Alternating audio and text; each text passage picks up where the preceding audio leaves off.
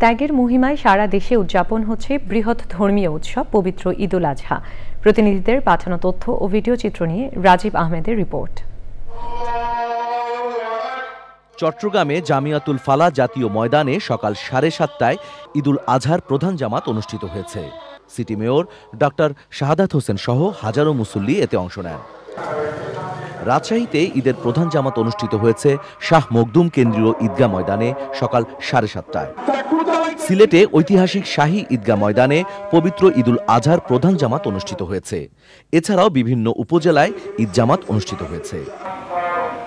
রংপুরে ঈদুল আজহার প্রধান জামাতে ইমামতি করেন কেরামতিয়া জামে মসজিদের খতিব মাওলানা বায়েজিদ হুসাইন।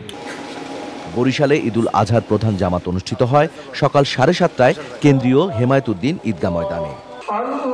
পটুয়াখালীতে প্রধান জামাত অনুষ্ঠিত হয় পৌরসভা কেন্দ্রীয় ঈদগাহ ময়দানে।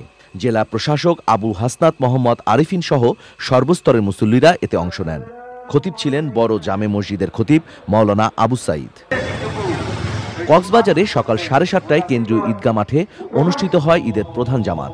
প্রায় 15,000 মুসল্লি একত্রে নামাজ আদায় করেন। রাঙামাটিতে বিভিন্ন মসজিদ ও ঈদগাহ মাঠে পবিত্র ঈদুল আজহার জামাত অনুষ্ঠিত হয়েছে। ময়মনসিংহে সকাল 7:30টায় আঞ্জুমান ঈদগাহ ময়দানে ঈদুল আজহার প্রধান জামাত অনুষ্ঠিত হয়। চাঁদপুরে সকাল 8টায় ঈদের প্রধান জামাত পৌর ঈদগাহ মাঠে অনুষ্ঠিত হয়েছে। গাজীপুরে সকাল 7:30টায় ঈদের জামাত অনুষ্ঠিত হয়েছে। Rajib Ahmed, Channel I.